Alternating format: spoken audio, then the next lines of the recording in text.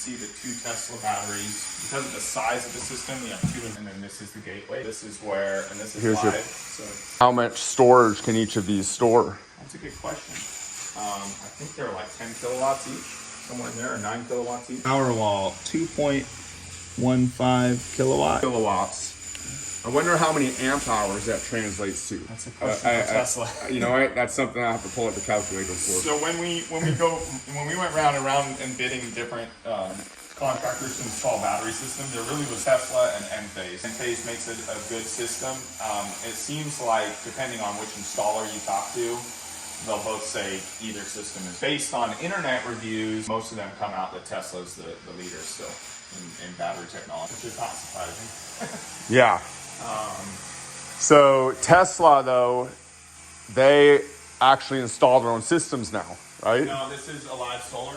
So they're a you know Adam Hamill. Yeah. And he is a certified Tesla installer. Do they do Tesla roofs? They do. Now, if you talk to Mike Shannon, he has some interesting thoughts on that. One of the first things the contractor did, and I'm sure you're familiar with this, the contractor installed peel and stick on their roof. Well, the peel and stick that they installed wasn't compatible with the peel and they had to pull it off. You can't pull it off.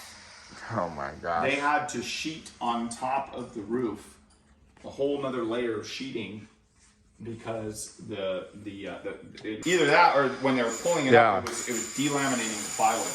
Well, I've never done a Tesla roof yet, so that's good to know. Yeah. So don't just use any, if you're going to do a Tesla roof, don't use any peel and stick. If you need temporary waterproofing, just use some synthetics. I mean, just whatever synthetic. But not peel and stick. Not peel and stick. Interesting. And then you'll get your temp, paper. You'll probably pull that off and then do.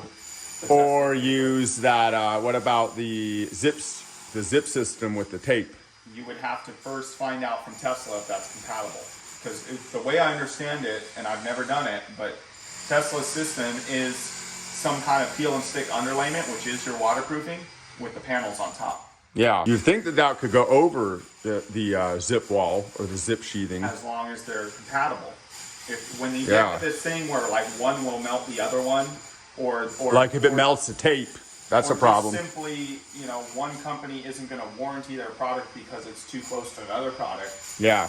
Then you're stuck with having to pull off the other one. So what this gateway does is, the power comes in and then it figures out, it sends the power. And then if every day in peak usage hours, it draws from these batteries. So you're using these batteries on a daily basis to offset your electrical. The actual battery, but you're also using power from direct, so it uses some of the battery. Yes. So that it kind of keeps it cycling through. Does that help? Cycling, and it doesn't drain them all the way. So you get to a certain spot.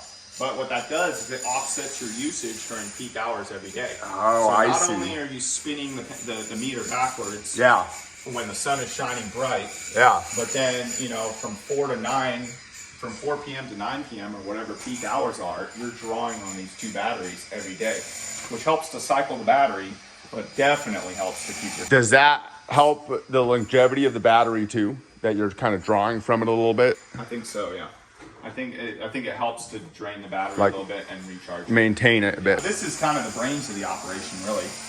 And you have spaces there for essential loads as well. Oh, I see that, yeah. And this isn't complete. This is a work in progress. You can see all the solar wires aren't tied in yet.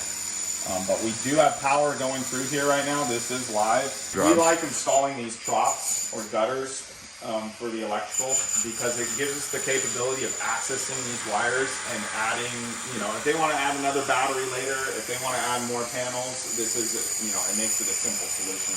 Instead of like building a big soffit out of wood and drywall, just use something like that. Yeah. That would be perfect. And my initial, me, wanting everything to be really clean, I was like, let's put this all on the wall. But the problem with that is it doesn't make it so it can be modified or added onto in the future. Yeah. Easily. This makes it easily accessible. So I ended my soffit there because you can't really drop conduit out of drywall. Everything would have to be conduit. You can't put a lock ring on drywall. So I ended it there, and then they've continued this. New code also requires, as at the beginning of this year, you need a heat sensor. Is that what that is right there? That's a heat sensor, yes.